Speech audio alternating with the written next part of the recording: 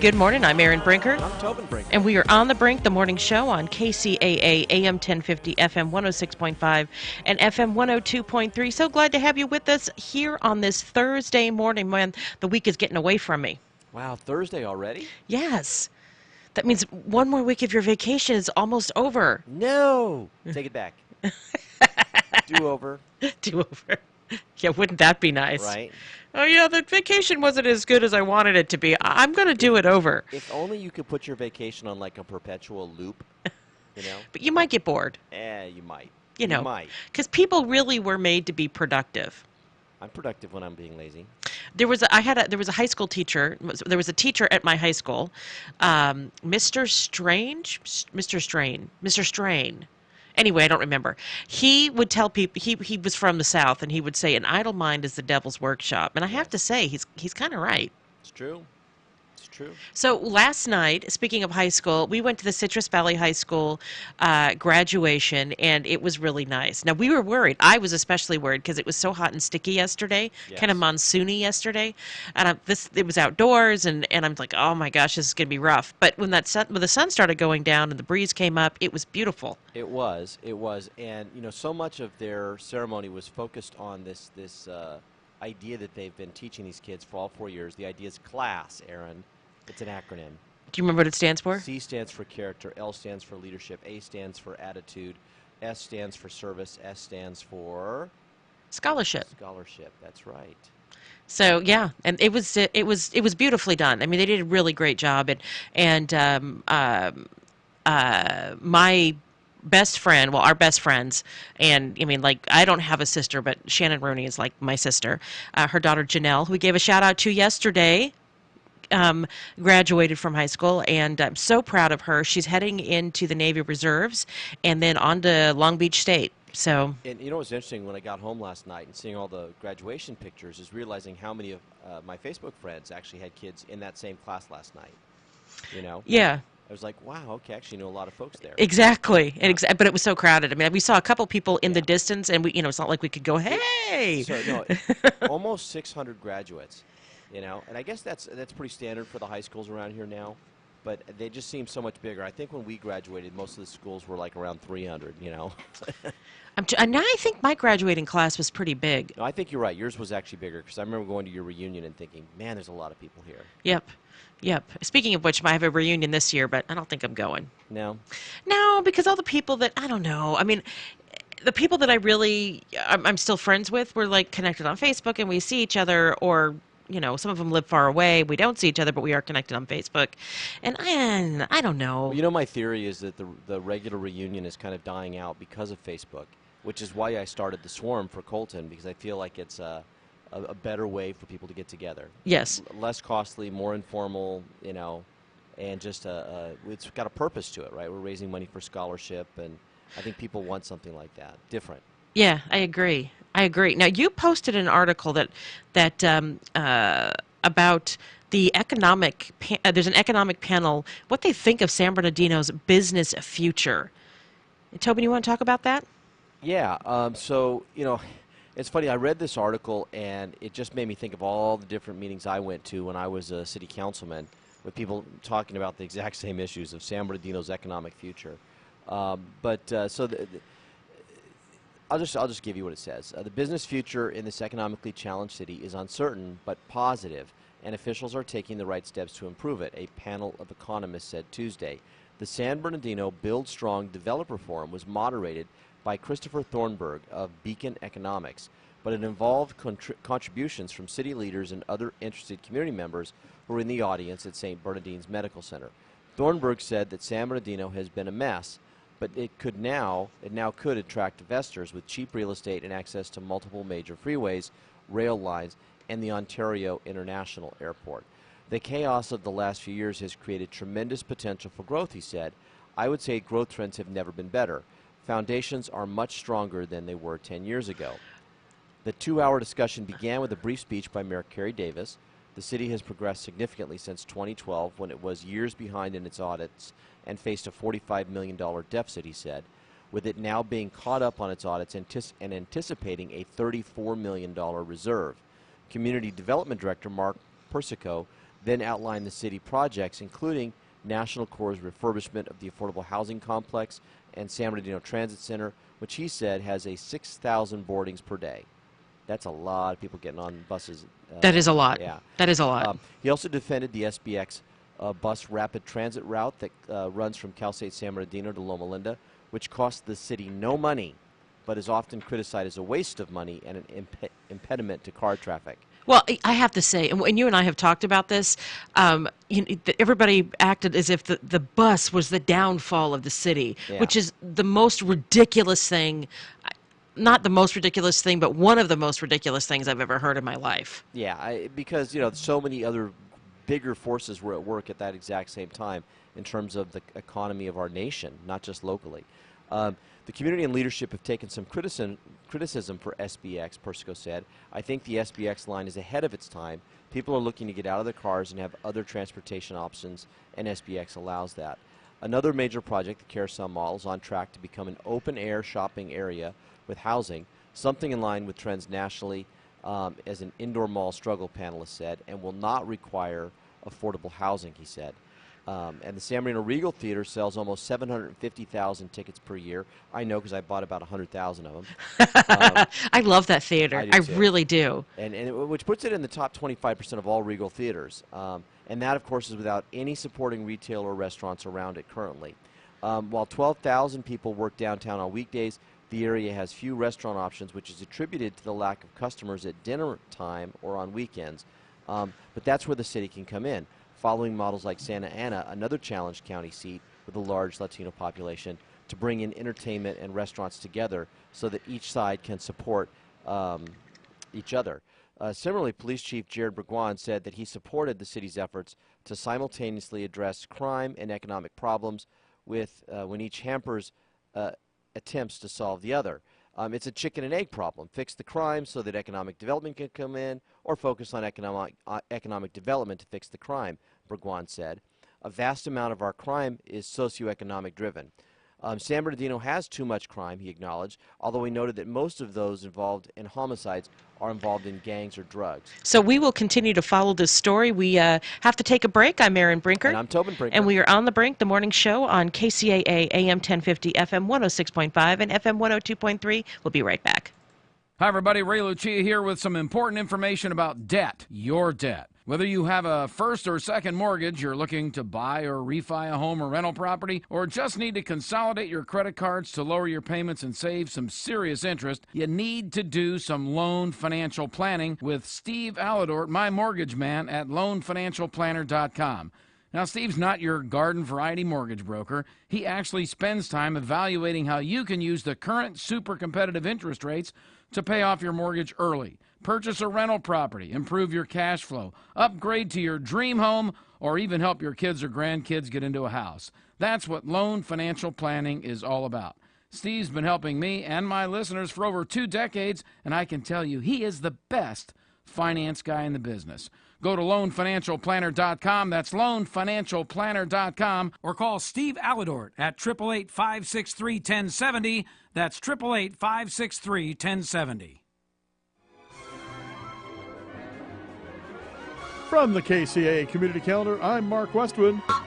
Everyone's talking about Third Thursdays in San Bernardino. Yes, rediscover City of San Bernardino's Third Thursday Food Fest. Switch up your lunchtime routine and try the gourmet food truck Third Thursday from 11 a.m. to 2 p.m. at the Court Street parking lot between E&D Streets in downtown San Bernardino. Enjoy delicious, tasty food from food trucks such as My Delight Cupcakery. Taste some of the delicious Cousin's Maine Lobster, JoJo's Gorilla Dog, and you can't leave out Baby's Badass Burgers. All kinds of mouth-watering delights hot off the trucks and plenty to eat. Put an end to dull, boring fast food and truck on over to City Hall in downtown San Bernardino for the Third Thursday Food Fest. And don't forget to check out Rediscover San Bernardino's Facebook page at facebook.com/SB Third Thursdays. That's THIRD Thursdays. And that's a look at the KCAA Community Calendar. I'm Mark Westwood.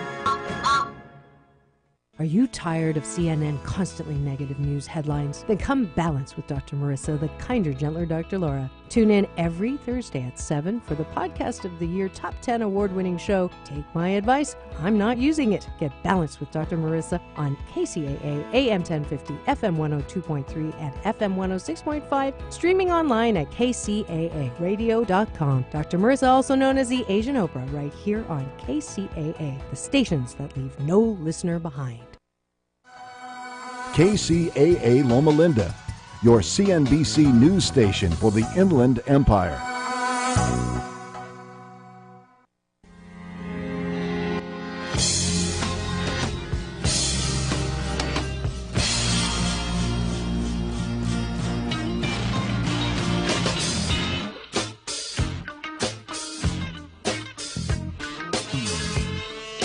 Welcome back. I'm Erin Brinker. And I'm Tobin Brink. We are on the Brink, the morning show on KCAA, and I'm so excited to welcome to the show Courtney Maum. She is the author of the novel I Am Having So Much Fun Here Without You, and the chapbook Notes from Mexico. Her short fiction book reviews and essays on the writing life have been widely published in outlets such as the New York Times, Tin House, Electric Literature, and BuzzFeed. And she has co-written films that have debuted at Sundance and won awards at Cannes. At various points in her life, she has been a trend forecaster, a fashion publicist, a party promoter for Corona Extra. She currently works as a product namer for MAC Cosmetics from her home in Litchfield County, Connecticut. And she has written a new book called Touch. And this is a really long intro, but I think I have to read this. What begins as a satirical romp through the fields of trend forecasting and technology in Courtney Maum's Touch deepens into a trenchant and wise portrait of what it means to be fully human at a time when culture is trying its hardest to make us only partially so. And that was a quote from Teddy Wayne, author of Loner and the Love Song, love song of Johnny Valentine. Courtney, welcome to the show. Thank you so much for having me and for that wonderful introduction. So tell us about your book, Touch. So Touch is a novel about a very famous trend forecaster named Sloane Jacobson, who's hired by a tech company that's so huge that it's called Mammoth, to predict the next trends in technology. The problem is while she starts working for this company, which is based in New York, she starts to get these feelings that the next big thing in tech is actually going to be touch and a return to in-personism and face-to-face contact. So in other words, people are ditching their tech? Either full-out ditching or really using them less and putting the emphasis on, in real-life interactions. So she's predicting that she's going to get fired. Exactly. There actually is a section in that book where she says, I'm predicting myself out of a job. That's exactly, and sued, really. So, wow, that's revolutionary. So how does she navigate that? Because obviously does she share that news? Does she not share that news? Well, so that's the conundrum. She's also a woman. This is also a story about a woman who's about to turn 40 and has been incredibly successful in a career that has her traveling all over the globe, but has left her estranged from her own family. She's in a loveless and sexless relationship. She doesn't have a lot of personal friends. In fact, in the book, her closest friend is her driverless car. So through the beginning of the book, she's getting these feelings that people are going to start turning to each other for entertainment and comfort. But she's doubting, for the first time in her career, she's really doubting her instincts because she's worried that they're coming from a place of personal loneliness. So the book is very much about her trying to gain the confidence to realize that no, these are her instincts are correct, and that this is actually going to happen, and it's not just her being nostalgic or sentimental or feminine. Wow. And this is this is very timely because at the same time we're seeing more and more human-like robots coming out of Japan and other places. Yes, There, absolutely. I listened to a show recently where they're people who are now professional cuddlers, and they're living in big Oh, I cities was like. just in conversation with one in Portland, Samantha Hess, who founded the movement. Yep. Yeah, it's wild. So you've got this dichotomy going on. With Yeah, and then I mean, I think when I was talking to Samantha, who she founded Cuddle Up to Me, which was the first, professional organization of professional cuddlers, which sounds funny, right? And you're tempted to laugh, but when you talk with her or talk with people who have been treated by her, touch is the first sense to develop in the embryo, and it's actually the very last sense to leave us in old age. So it's an incredibly important sensory experience, and a lot of us, especially in America, are very touch deprived because so many of our interactions are via digital communication. So the service that Samantha is offering people, although it sounds ridiculous, we also have to ask about the demand. We think nothing of paying professionals to groom us or to talk to us, in terms of therapists. So is it really that outlandish to outsource affection? And this is a question that comes up in the book. And, it's a book I've been working on for 3 years, and Sloan is making predictions, but some of them were my own predictions because I used to work in trend forecasting. And I had all this stuff about, professional huggers, and it was about a year ago, or this winter maybe, my agent called me and said, "Oh my God, Courtney, there's an article about professional hugging in the New York Times, like it's happening." And I actually got really mad. I said, "We have to publish the book right now, or, everything is coming through." It's going to look like I stole these ideas, but, I really was feeling them out. Wow. So how does, obviously I don't want you to give too much of the book away, but, how does this change how she feels about the work that she's doing? And, does she end up reprioritizing her life? She definitely ends up reprioritizing her life, and it makes her life at work, and most of her life is all about work, incredibly challenging and not supportive at all. And it's not an experience that she's used to. And there's a lot of misogyny in the workplace that she's in, and she starts to feel like she's been set up to fail. So it ends up becoming a very challenging place for her to be. Wow. Now, what did you learn through this process? Because you were a trend forecaster, so this probably felt pretty natural to you as you were writing it, but what did you learn about yourself through this process? I learned, well, it was nice for me to revisit, because I don't really do the trend forecasting anymore. I now work as a product namer and a shade namer. So it was a real pleasure for me to revisit that period in my life where I was doing this work. And I suppose what I learned about myself is something more widespread that I learned about the culture, which is I'm not really seeing trend forecasting anymore the way that we used to do it. There's a difference now. Like, trend spotting is much more popular, and trend spotting is very short term. It's cool hunters going out there and reporting back on what's already happening, whereas trend forecasting is a very, very special career where people are actually predicting things that could be 5 or 10 years out. So I guess what I learned about myself was just that I'd had how lucky I was to have had this opportunity. I worked in these companies in Paris with these really, really brilliant people. Most of them were women, having access to information and possibilities that were really just mind-blowing and very, very exciting. Wow. So where do people follow you, find you? Do you have some book signing events coming up? How do people engage? So I'm very findable. I have a website, CourtneyMaum.com, which has all of my events and everywhere I'll be. I'm on Twitter, CMom, and I'm on Instagram, CBMom. And I'm actually on book tour right now. I'm entering my second week.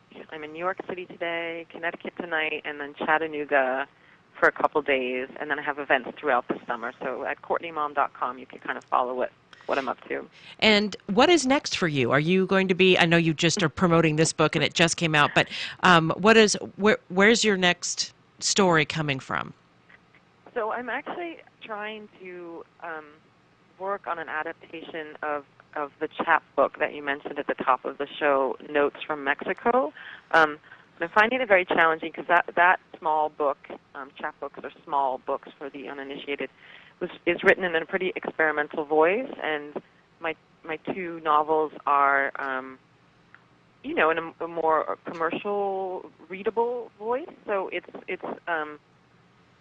really hard. I desperately want to get back to that voice that I used in that first work, but I'm finding it, quite challenging. Fun, but challenging. So I want to let people know the you've got some Corte Madera, California. Oh, that's actually behind us. You were in Oakland. You were in Corte Madera. Well, it is behind us, but I would like to say that Book Passage very happily chose Book Passage in Corte Madera. They chose Touch as their first edition book pick for June. So they have like hundreds of signed copies over there, and oh, that's awesome. They're just a wonderful group of people, so please go visit them and tell them hi for me. Well, thank you, Courtney, for joining us today. For more information, go to Courtney Maum, that's MAUM.com. Thank you so much, Courtney. It's been a delight talking with you. My pleasure. Thank you for having me. So it's time for a break. I'm Erin Brinker. And I'm Tobin Brinker. And we are on the Brink, the morning show on KCAA, AM 1050, FM 106.5, and FM 102.3. We'll be right back.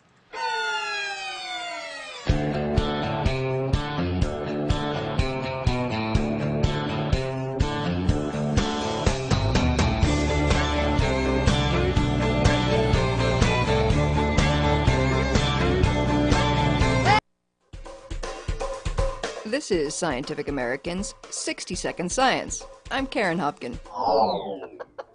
Why did the chicken cross the road? Well, that's a philosophical pickle. But if you want to know why chickens don't get cross at people, why they're content being kept in their coops, science can help. Domestic species are interesting because their genetic makeup has changed dramatically as part of the process of going from wild to domestic. Lisa Lug, an evolutionary geneticist and anthropologist at the universities of Oxford and Cambridge. And indeed, when people have compared modern domestic animals with their wild relatives, they've identified genes that do show signs of strong recent selection. One such gene is thyroid-stimulating hormone receptor, otherwise known as TSHR. In chickens, a variant of this gene that is widespread in modern populations has been shown to directly cause chickens to be less fearful of humans and also result in reduced aggression towards conspecifics. But when exactly did the selection for these traits, and therefore this variant, take place? It's been suggested because of the potential usefulness of these traits in domestic setting that selection on this gene must have happened when chickens were first domesticated around 6,000 years ago in East Asia. But in an evolutionary timescale, this is just a blink of an eye, and we just don't know and don't have the resolution to tell when exactly between 6,000 years ago and now this selection happened, using data from only modern chicken populations. But with DNA from archaeological material, we can follow what happened with a gene through time and in theory spot when changes in a population occur. Lug and her colleagues examined TSHR gene sequences in the ancient remains of about 60 chickens found in Europe. And estimated that selection at this TSHR locus happened only around 1,000 years ago at medieval times, that is 5,000 years after the initial domestication of chicken. Interestingly, this time period coincides with a substantial increase in chicken consumption known from the archaeological record. Historians suggest that a key driver behind these changes was the rising popularity and spread of Christian traditions, which disencouraged and also on occasions even banned eating meat from four-legged animals. But fowl were fair game. What is really exciting about this new study is that for the first time we can directly link genetic changes in domestic animal with cultural shifts in human food preference. The findings appear in the journal Molecular Biology and Evolution. This kind of plucky study is not just for the birds. Lug says the team is collecting canine archaeological samples so they can look at how man's best friend got divvied up into so many different breeds. Their research will no doubt be dogged. Thanks for listening. For Scientific American's 60 Second Science, I'm Karen Hopkin. KCAA Loma Linda, 1050 AM, K292 FQ Riverside, and K293 CF Moreno Valley. NBC News Radio, I'm Sharon Reed. Former FBI Director James Comey is breaking his silence today. He's testifying this morning before the Senate Intelligence Committee. A transcript of Comey's opening statement was released yesterday. In it, he says President Trump urged him, as had been reported, to let go of the investigation of former National Security Advisor Michael Flynn. California Democrat Kamala Harris is a member of the Intelligence Committee. I have questions about whether there were any other conversations with anyone else initiated by those people with Comey about the nature of the investigation or asking him to slow it down or stop. One bar in the nation's capital is going to be keeping a close eye on Donald Trump's Twitter today. The Union Pub is opening early for today's testimony and promising free drinks every time the president tweets during the hearing. British voters today are deciding what kind of government will lead them into the upcoming Brexit talks. Prime Minister Theresa May's Conservatives are hoping to increase their majority in Parliament. Sharon Reed, NBC News Radio.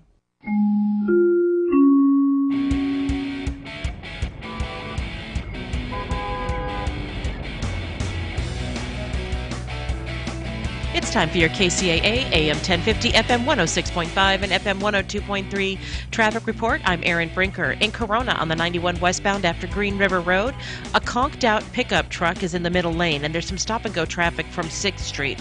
In Riverside on the 15 southbound after the 60, a 3-vehicle crash is in the center divider. In Temecula on the 15 southbound between the 79 Winchester Road and Rainbow Valley Boulevard, there's the usual stop-and-go traffic. In Claremont on the 210 westbound at Baseline, a stalled car is blocking the left lane, and there's slow traffic from Campus Avenue. In Riverside on the 91 eastbound at Tyler, a large dishwasher was dropped in the middle lane. Gotta love that. In Ontario on the 15 southbound at 4th Street, an earlier crash is cleared from the off-ramp. And finally, again in Ontario on the 15 southbound after the 10, a crash is now in the center divider. This has been your traffic from KCAA. We are the stations that leave no listener behind. I'm Erin Brinker. This is KCAA.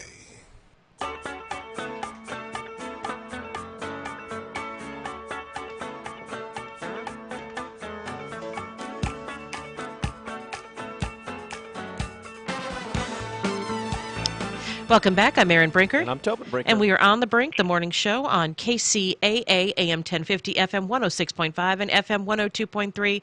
I'm excited to welcome to the show Mitch Prinstein, or Prinstein, and I'll have to ask for a correction there if I did. I'm sure I said that wrong one of those ways, is a husband, a father, board certified in clinical child and adolescent psychology, and serves as the John Van Cedars Distinguished Professor of Psychology and Neuroscience and the Director of Clinical Psychology at the University of North Carolina at Chapel Hill.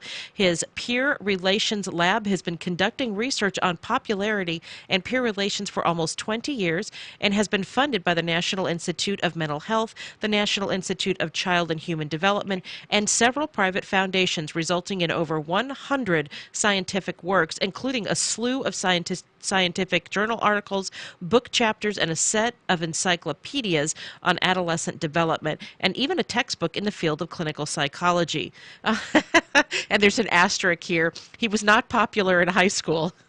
He has written a book called Popular, and so excited to welcome you to the show. Good morning. Thanks so much for having me. So is it Prinstein or is it Prinstein?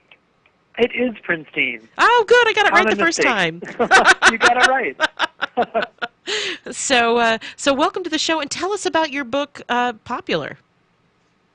Sure. The book is really focused on how much popularity is important to kids and how much as adults it continues to affect us throughout our entire adult lives. But what most people don't realize is that there are two different kinds of popularity. There's a kind that's based on who's likable, and that's important.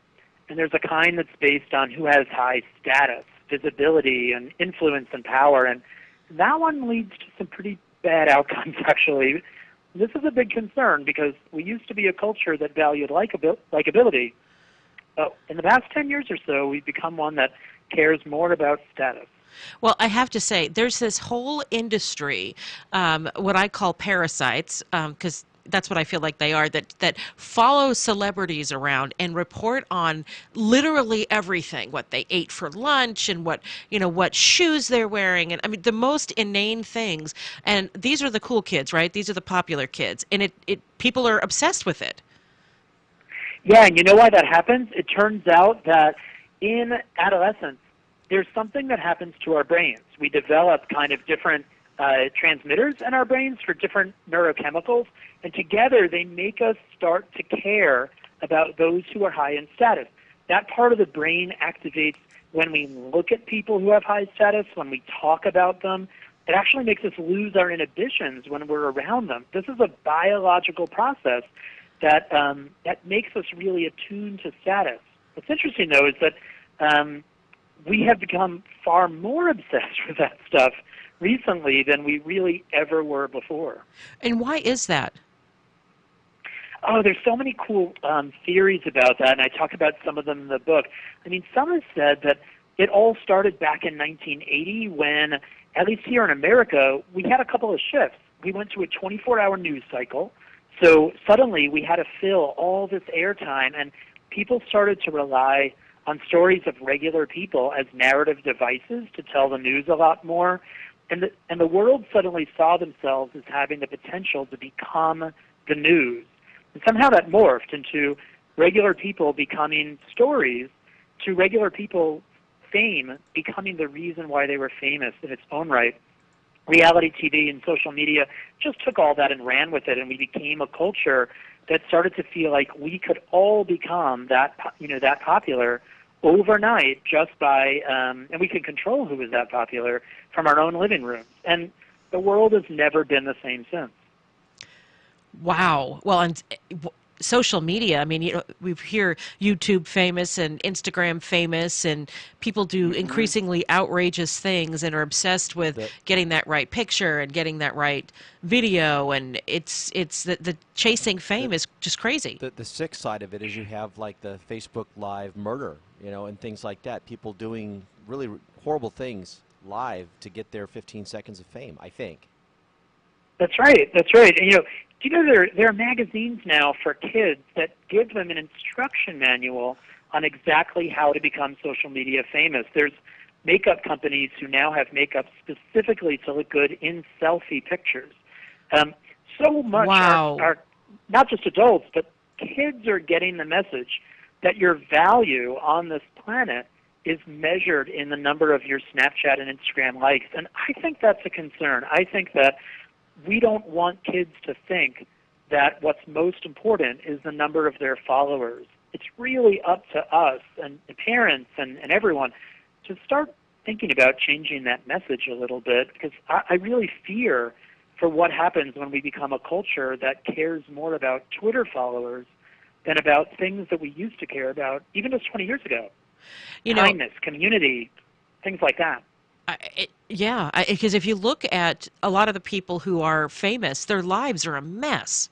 But they are put themselves out there, that the image, everybody wants that image of being perfect. And you find out that there's, often with the case of celebrities, for example, there's addiction, there's divorces, estrangement from children, that sort of thing. You're right. And I was so fascinated when doing research for the book, and I included some of this in there. The quotes from our highest status people in society, they're high status in government and in TV, movies, everything. They're miserable. A lot of them talk about, because they have to maintain that public high status famous image, they don't feel really connected with anybody. In fact, they feel like there's this confusion of everyone seems to like them on the surface, but no one really even knows them. So they end up feeling more lonely, more depressed, and that there's this duality. They have to maintain this public version of themselves, but because no one knows who they really are, they actually end up feeling more lonely. And that's where the addiction and the depression seems to come from. And my husband and co-host Tobin is a middle school teacher. And I remember middle school where this starts to really become important. And the kids who were the most popular at my middle school kind of washed out in high school. It did not translate into success because there really wasn't any foundation. They were popular because they had a certain look, or they were unafraid to mouth off to a teacher or whatever. And it didn't translate well. Yeah, that's exactly what the research shows, that those people who were the highest status, the coolest kind of in middle school and high school, they've been work that follows them up when they're much older. And they actually do pretty poorly. They have worse relationships, worse quality relationships. They still think that the world is based on their status. They think they're broken up with by their partners because they weren't high status enough, even when they're in their 20s and 30s. They're more likely to have anxiety, depression, addictions. It's not a happy story for those really high status kids who seem to have it all in middle school and high school. So what does the research show is the right thing to do? How do you combat this? And we only have about a minute left. I'd say that one of the things I hope people get from the book is the difference between status and likability, because likability is something that's worth really focusing on. And it's not hard to be likable. It's just about caring about others and making them feel valued and genuinely being interested in connections with others. That does lead to a whole host of positive outcomes. So, Mitch Prinstein, what a joy to have you on with us today. Everybody needs to read your book because everybody needs to change their perspective. Real relationships they matter, and if you're obsessed with the outward, you cannot connect with the inward. Exactly. Thank you so much. So, thank you for joining us. And what's your website so people can follow you? Sure, they can go to mitchprinstein.com. Thank you so much for joining us, Mitch Prinstein. I hope that your book sells. I hope you're on the New York Times bestseller list right away. So thank you so much. Great to talk to you. Great to talk to you too. So we have to take a break. I'm Erin Brinker. And I'm Tobin Brinker. And we're on the Brink, the morning show on KCAA AM 1050, FM 106.5, and FM 102.3. We will be right back.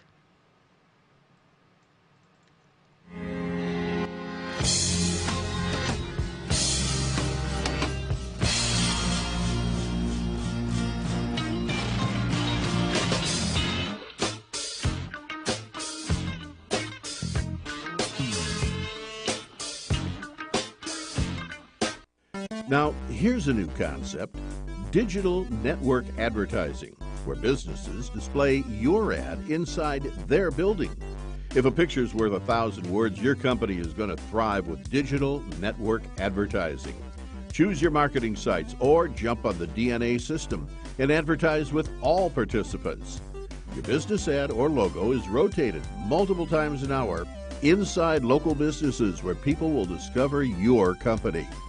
Digital network advertising, DNA, a novel way to be seen and remembered. Digital network advertising with networks in Redlands and Yucaipa. Call in the 909 area 222-9293 for introductory pricing. That's 909-222-9293 for digital network advertising. One last time, digital network advertising, 909-222-9293.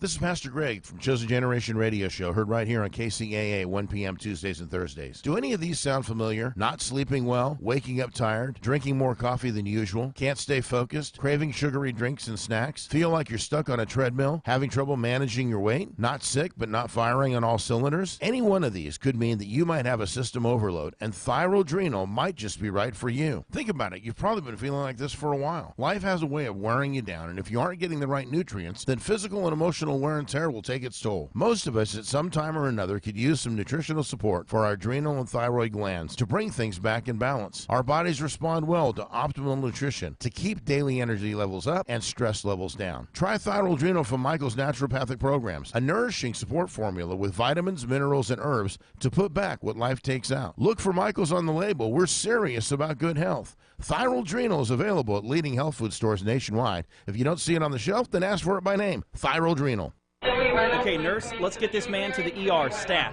Right away, doctor. We see this every day. Heart attack or angina pain due to blocked and clogged arteries. Chelation can remove obstructions or blockages from arteries and help avoid painful and expensive surgery. Now there's Angioprim. It's a liquid oral chelation product that you take with juice. You start to feel the results fast. Angioprim increases blood flow all over the body, and that means more energy and strength to take on the day with less aches and pains. 60 years of research has gone into chelation, and Angioprim is the result. A safe and easy way to unblock your veins and arteries from buildup that slow circulation. Paging Dr. Jones. Please report to the emergency room right away. Log on now for a special radio offer from Angioprim. That's angioprim.com/radio. ANGIOPRIM. Angioprim.com/radio or call 877-882-7221. That's 877-882-7221. Looking for the latest news in the new Loma Linda University Medical Center? It's in the Loma Linda City News, along with more local news in a calendar section with what to do and where to go for fun. The Loma Linda City News, in print and online at lomalindacitynews.com.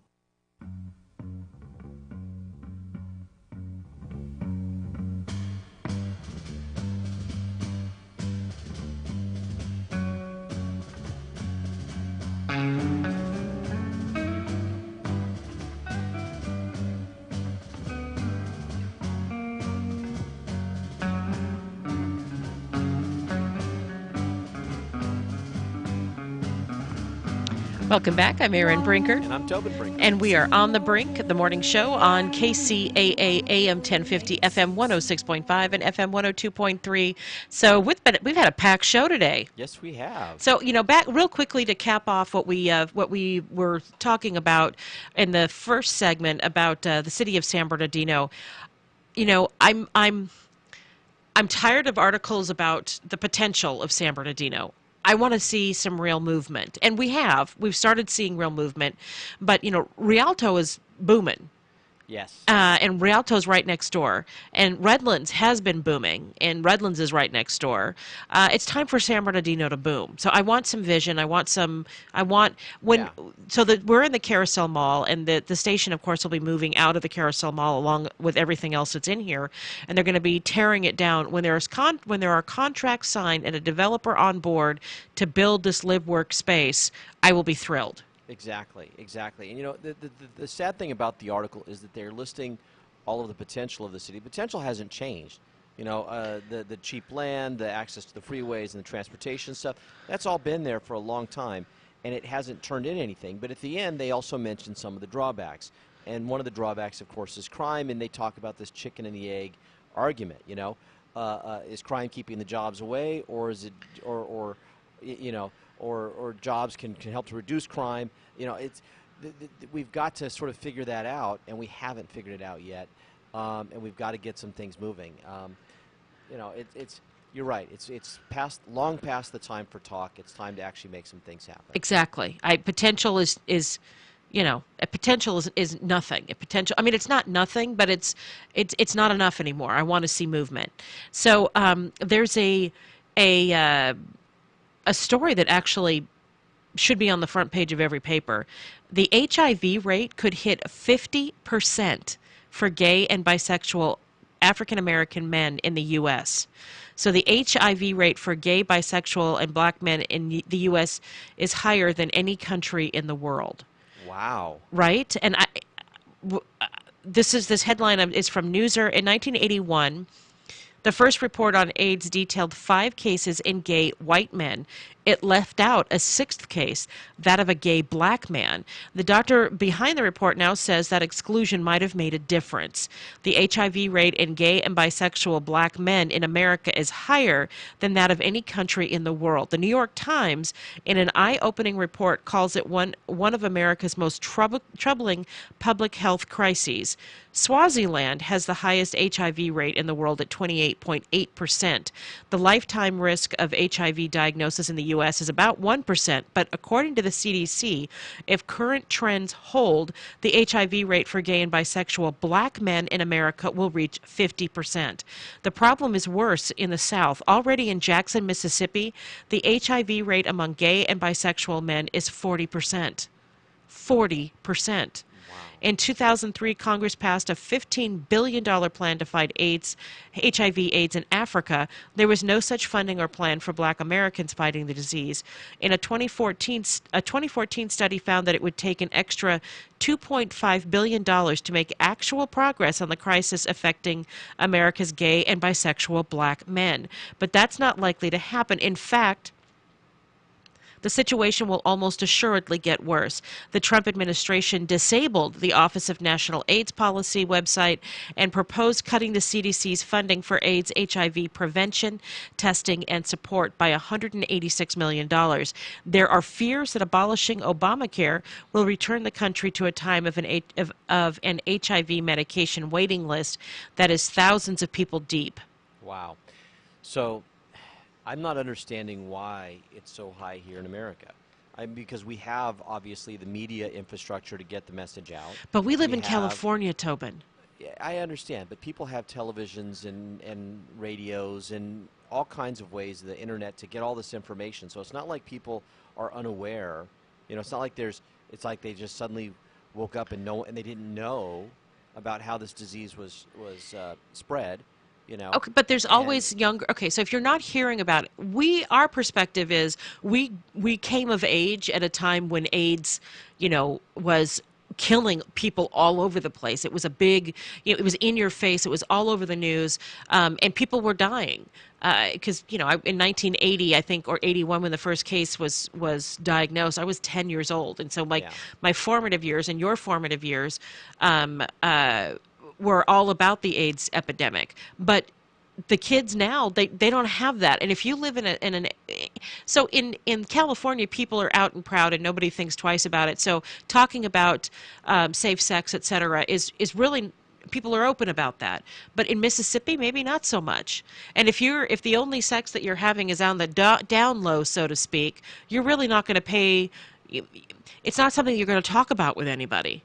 That's, by definition. I guess. I don't know. It strikes me as really odd that here we are in this really high-tech, advanced society, and people don't know or aren't able to get their hands on, a simple condom. I mean, I don't know. It just seems to me that this is shocking, I guess. I'm just saying it's very shocking. Well, and you're making the assumption that they don't know. They might know and just decide, well, it's not going to happen to me. I'm not going to think about it, whatever. Yeah.